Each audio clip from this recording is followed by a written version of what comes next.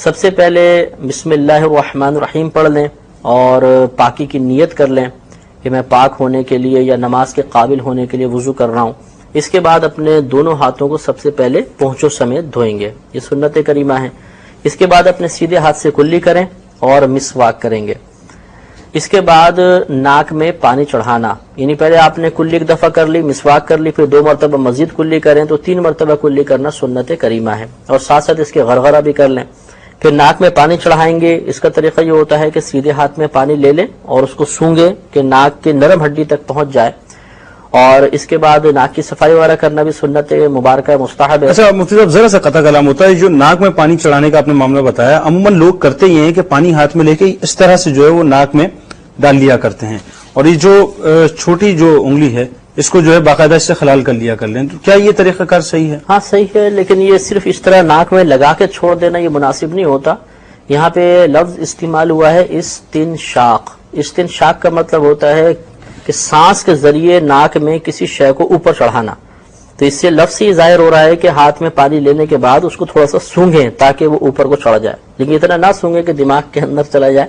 تو تھوڑا سا اس کو مجھے یہی خدشہ تھا اصل میں سونگنے سے کہ وہ دماغ میں جو ہے وہ جانے کا، اتنا پریشر کے ساتھ اس کو نہ کھینچیں کہ اوپر تک چڑھ جائے. تو یہاں نرم ہڈی تک کم از کم پہنچانا ضروری ہوتا ہے. ضرور سے مراد ہے کہ سنت تب پوری ہوگی. اور اس کے یہ جیسے آپ نے ارشاد فرمایا کہ الٹے ہاتھ کی چھوٹی انگلی سے پھر ناک کی صفائی کریں. اگر ناک میں کچھ نہیں بھی ہے تب بھی خلال کرنا، ناک میں ڈالنا یہ مستحب ہوتا ہے. اس کے بعد چہرہ دھونے کی باری آتی ہے تو سب سے پہلے چہرے کی مقدار یہ ذہن میں رکھنی چاہیے کہ جہاں یہ عادتاً بال جمتے ہیں یہاں سے لے کر یہ تھوڑی کا بالکل نیچے حصہ ہے. ایک تو یہ گردن سے یہاں تک کا حصہ ہے، گردن تک نہیں، صرف یہ جہاں دانت جمتے ہیں اوپر والے اس کا یہ حصہ، اور ایک کان کے لو سے دوسری کان کے لو تک، یہ پورا ہمارا چہرہ ہے. اور جیسے ابھی اس پر ہماری گفتگو ہوئی ہے کہ چہرے کا دھونا فرض ہے، لہذا پورے چہرے پر پانی بہایا جائے گا. اگر کسی مقام کا مسح ہوا تو ہمارا چہرہ دھلنا نہیں کہلائے گا. اب ہوتا یہ ہے کہ عوام الناس پانی لیتی ہے اور اس کو یہاں پہ لا کے آنکھوں کے پاس چھوڑتے ہیں تو پانی نیچے چلا جاتا ہے، حالانکہ چہرے کی مقدار بال جمنے کی جگہ سے تھی. اب یہاں سے جب پانی نیچے گیا تو اس طرح ماتھے کے اوپر مسح کر لیتے ہیں، ٹھیک ہے، پھر پانی لے کے ادھر پھینکتے ہیں، پھر اس طرح مسح کر لیتے ہیں. اس طرح ماتھے کا اور اطراف کا عموماً مسح ہوتا ہے، دھلنے کا فرض پورا نہیں ہوتا، اور اس طریقے سے وضو ہمارا نہیں ہوگا. اچھا ایک سوال اس میں اور پیدا ہوتا ہے کہ یہ تو میرے بال جسٹ سپوز یہاں تک ہیں تو میں نے یہاں سے جو ہے وہ چہرہ دھونا ہے، لیکن ایک آدمی ہے کہ وہ گنجا ہو گیا اوپر سے، اب وہ کیا کرے گا بیچارہ، کیونکہ وہ تو یہاں تک بال نہیں ہے اس کے، یہاں تک نہیں ہے یا بالکل ہی اس کے بال نہیں ہے، تو پھر وہ کیا کرے گا؟ یہ عادتاً کا جو لفظ کہا نا اسی وجہ سے کہا گیا ہے کہ عادتاً یعنی عموماً جہاں بال جمتے ہوں یہاں تک جو تو ہے یہ خلاف عادت ہوں گے کہ بال کم ہو گئے اور پیچھے چلے گئے تو اس کو خلاف عادت کہا جاتا ہے. تو عادتاً جہاں تک بال ہوتے ہیں وہاں سے پانی ڈالیں گے. اب طریقہ یہ ہوتا ہے کہ دونوں ہاتھوں میں اس طرح پانی لینے کے بعد ذرا چہرہ جھکائیں اور ہاتھوں کو اوپر تک لا کے یہاں سے چھوڑیں. اچھا تو یہ بالوں کے یہاں سے بہتا ہوا آئے گا تو یہ تمام حصہ ہمارا دھل جائے گا. اس کے بعد اب یقینی سی بات ہے کان کی ایک لو سے دوسری لو تک پورا چہرہ ہے، تو جب یہاں پہ ہم پانی ڈالیں گے تو ضروری نہیں کہ یہاں تک بھی پانی پہنچ جائے، اس لیے تھوڑا پانی لے کر اس کو اوپر لا کے یہاں سے چھوڑیں گے تاکہ یہ حصہ دھل جائے. پھر یہاں سے پانی لے کر الٹی سائڈ پر ڈالیں گے تاکہ یہ حصہ بھی پورا دھل جائے. تو آپ نے غور کیا ہوگا کہ ہم نے 3 مرتبہ پانی ڈالا تو پورا چہرہ 1 مرتبہ دھلا ہے. تو اس سے یہ عوامی خیال کا رد بھی ہو گیا کہ بعض عوامی سمجھتی ہے کہ 3 مرتبہ چہرہ دھونے کا مطلب یہ ہے کہ چہرے پر 3 مرتبہ پانی ڈالنا. ٹھیک ہے، تو 3 مرتبہ چہرے پر پانی ڈالنا یہ سنت نہیں ہے، بلکہ 3 مرتبہ چہرے کو دھونا سنت ہے. ٹھیک ہے، تو یہ 3 دفعہ ڈالا تو 1 مرتبہ چہرہ دھلا ہے، تو اس کا مطلب ہے ہمیں 2 مرتبہ اور دھونا ہے تاکہ ہماری سنت کریمہ پوری ہو. لہٰذا آپ دوبارہ پانی ڈالیں گے اسی ترتیب کے ساتھ اور پھر تیسری مرتبہ پانی ڈالیں گے، تب 3 مرتبہ مکمل چہرہ دھل کر سنت کریمہ ہماری پوری. اور اگر اس ترتیب کا کوئی خیال نہیں رکھتا تو مطلب اس ترتیب کا نہیں رکھتا اور 1 مرتبہ کم از کم چاروں طرف پانی ڈال لیتا ہے تو 1 مرتبہ چہرہ دھلے گا، یعنی صرف فرض پورا ہوگا، سنت ترک ہو جائے گی. اور اگر کوئی 1 مرتبہ بھی کامل نہیں کرتا کہ وہی جیسے طریقہ عوام یہاں پہ ڈالتی ہے اور اوپر کا مسح کر لیتی ہے تو ان کو تو وضو بھی نہیں ہوگا، اور وضو نہیں ہوگا تو آگے نماز بھی نہیں ہوگی. اس کے بعد ہم ہاتھوں کو دھوئیں گے. ہاتھوں کا دھونا بھی چونکہ کوہنیوں سمیت فرض ہے. اب اس میں بھی یہ ہوتا ہے کہ دھار یہاں گرتی رہتی ہے اور وہ بس ہاتھ یوں پھیرتے رہتے ہیں تو یہاں کا مسح ہوتا ہے عموماً، اور پانی یہیں پر گر کر اور نیچے چلا جاتا ہے.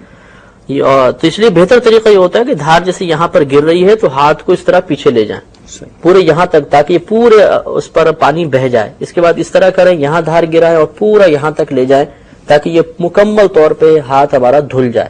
اسی طرح پھر یہ الٹا ہاتھ ہم دھوئیں گے کہ دھار یہاں تک جائے اور پھر یہاں سے یہاں تک پہنچے تاکہ مکمل ہاتھ دھل جائے. اچھا مفتی صاحب، کچھ لوگ کرتے ہی ہیں کہ نلکے میں انہوں نے پانی لیا اور باقاعدہ اس طرح سے جو ہے پانی کو انڈیلتے ہیں، اور وہ 3 مرتبہ انڈیلنے کے بعد اس کے بعد وہی مسح کا جو ایک طریقہ ہے وہ اس طرح سے انہوں نے کیا اور جناب وہ سمجھتے ہیں کہ وہ ہو گیا. ایک طریقہ تو یہ ہے.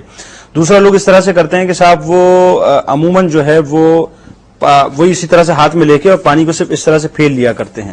تو ان دونوں طریقوں میں جو ہے وہ آپ کیا فرماتے ہیں کہ صحیح ہے کہ غلط ہے؟ بس یہی مسئلہ ہے کہ دیکھا یہ جائے گا کہ ان طریقوں کو اختیار کرنے کی بنا پر ایسا تو نہیں ہو رہا کہ کچھ حصہ دھل رہا ہے اور کچھ حصے کا مسح ہو رہا ہے. ٹھیک. اگر ایک بال کا بھی مسح ہوا، باقی چاہے ہم نے پورا ہاتھ دھو لیا ہو تو ہمارا وضو نہیں ہوگا. صحیح. تو یہ بعض اوقات ایسا کرتے ہیں کہ ہاتھ دھونے کے بعد پھر 3 مرتبہ یوں پانی ڈالتے ہیں. جی. یہ اکثر بزرگوں کو دیکھا ہے. تو یہ جب ہاتھ دھل چکا تو یہ 3 مرتبہ پانی ڈالنا یہ اسراف ہے، فالتو پانی ڈال رہے ہیں، یہ کچھ سنت وغیرہ نہیں ہے. اور جس طرح آپ نے ارشاد فرمایا کہ بعض ابتدا میں اس طرح دھوتے ہیں کہ یوں پانی لیا اور اس طرح ہاتھ میں یوں ڈالا، تو اب یہ پانی دیکھیں جب یوں آئے گا تو یہ سامنے کے حصے پہ گرے گا، اس حصے پہ پانی نہیں آئے گا.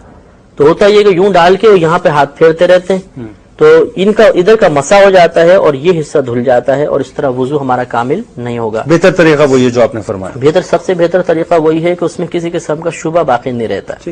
اس کے بعد سر کا مسح کرنا ہوگا. سر کے مسح کا مستحب طریقہ یہ ہوتا ہے کہ یہ دونوں ہاتھوں کی آخر کی جو 3 انگلیاں ہیں، پہلے تھوڑا پانی اس میں لے لیں، لینے کے بعد دونوں ہاتھوں کو گیلا کر لیں. اس کے بعد یہ آخر کی جو 3 انگلیاں اس کو ملا کر یہ بال جہاں سے ابتدا ہوتی ہے وہاں رکھیں اور اس طرح رگڑتے ہوئے پیچھے تک لے جائیں. جب اس کو پیچھے لے کر جائیں گے تو صرف یہ والی سیدھے ہاتھ کی 3 انگلیوں کا پیٹ اور الٹے ہاتھ کی 3 انگلیوں کا پیٹ لگنا چاہیے. شہادت کی انگلی، انگوٹھا اور ہتھیلی یہ بالکل ٹچ نہ ہو. پیچھے لے جانے کے بعد اب یہ ہاتھ اس سے لے آئے تو اس کو کھول دیں. اب سائیڈ میں رگڑتے ہوئے لے کر آئیں گے اور اس میں فقط ہتھیلی یوز ہوگی. شہادت کی انگلی اور انگوٹھا استعمال نہیں ہونا چاہیے. آپ آگے لے آئے. اس کے بعد اب یہ انگوٹھا اور انگلی رہ گئے.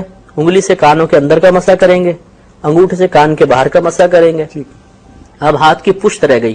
ہاتھ کی پشت سے گردن کا مسح کیا جائے گا. اچھا. اس میں بعض لوگ آگے سے پیچھے سے آگے کی طرف لے کر آتے ہیں. یہ بھی طریقہ صحیح ہے، لیکن اس میں مسئلہ یہ ہوتا ہے کہ گلے کا مسح کرنا مکروہ ہے. اچھا. تو گدی کا مسح کرنا سنت ہے اور گلے کا مسح کرنا مکروہ ہے. پیچھے سے جب آگے لے کر آئیں گے تو ہو سکتا ہے گلے پر ہاتھ لگ جائے اور وہ ایک مکروہ فعل ہو جائے. اس لیے بہتر یہ کہ یہاں پر ہاتھ رکھیں اور پیچھے لے جائیں، یہاں پہ ہاتھ رکھ کے پیچھے لے جائیں، تو گلے کی جو کراہت ہے مسح کرنے کی وہ بالکل لازم نہیں آئے گی. اچھا، اس میں ایک اور مسئلہ یہ ہوتا ہے، عموماً لوگوں کو دیکھا کہ صاحب وضو کرتے ہوئے جو ہے وہ جناب پانی لیتے ہیں ہاتھ میں اور اس کو یوں ایسے پھینک کے پھر اس کے بعد وہ چوم کے جو ہے پھر وہ شروع کرتے ہیں. تو یہ چومنا کیا ہے؟ جی ہاں، یہ خلاف سنت طریقہ ہے. کوئی چومنا یہاں پہ مستحب نہیں ہے، نہ کوئی سنت سے منقول ہے. یہ غلط طریقہ ہے. بس اسی طرح کرنا چاہیے کہ ہاتھ میں لیا، دونوں ہاتھ میں تریم آ گئی تو اس کے بعد سر کا براہ راست مسح کرنا ہوگا. چومنا مناسب نہیں ہے. ٹھیک. اس کے بعد پیروں کی باری آئے گی. پیروں کے اندر بھی ہوتا ہے، عموماً کے اوپر سے نلکا کھول دیتے ہیں اور صرف انگلی پر پانی گر رہا ہوتا ہے، باقی پورے پاؤں پہ یوں ہاتھ پھیرتے ہیں اور نیچے بھی اس طریقے سے ہاتھ پھیر لیتے ہیں.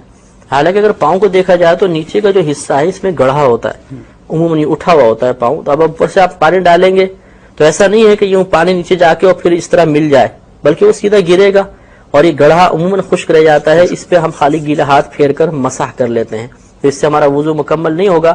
یا اس کا طریقہ بھی یہ ہے کہ انگلیاں دھو کر پھر پورے دھار اس طرح گرا کے آگے تک لے کر آئے، پھر نیچے کے تلوے کے اوپر یہاں دھار گرائے اور پورا اس طرح لے کر جائے تاکہ ہر حصے کے اوپر سے پانی بہ جائے.